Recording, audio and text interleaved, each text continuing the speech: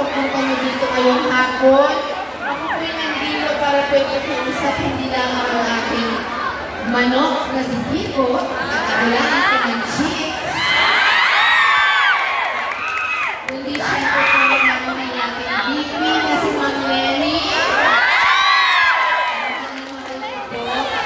Hindi pa siya naka-decide tumakbong Pangulo noon. Sinabi ko na sa kanya, Ma'am Lenny, please run for president. If you run, I will really support you. Hindi ko pala yung kunin niyang vice president na kandidato. Asawa ko naman. Hindi naman ako magpapagay. Pero,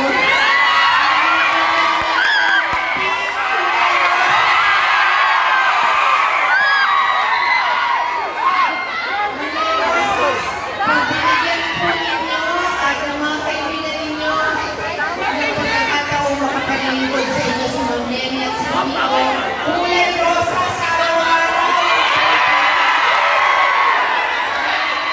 Nakahanda na po lahat ng plano nila para sa ikagagat na buwan ng kabuhayan ng lahat ng Pilipino.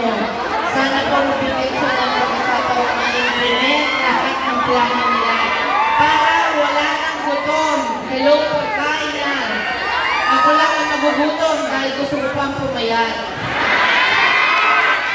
Pero niwag na ako din. Ayan, pero maganda na yung hapon.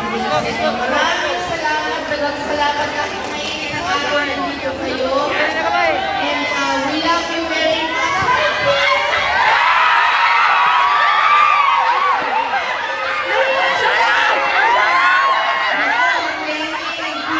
Working for your future. May bagong generation yung importante. Yung hello pagkain, goodbye gutom, hindi pa pag nakakain ng sabat ang mga anak natin, mga mahal sa buhay, mas madaling suburin at tuparin ang pangarap natin lahat. Kaya we have to really think well and think hard kung sino may buboto sa darating na Mayo. We have to make sure na we are not giving up another several years na para naman puro pangangula. Ang slogan po, hello, pagkain, goodbye gutom at gobyerno ng tapat, buhay lahat. Hindi lang po slogans yun. Those are from the heart.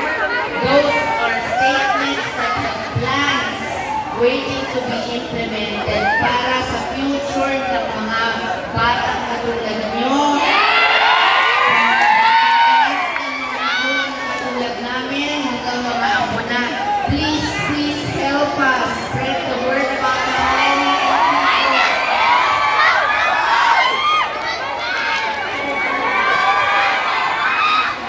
Daghang salamat po sa inyong lahat. I love you, Cebu!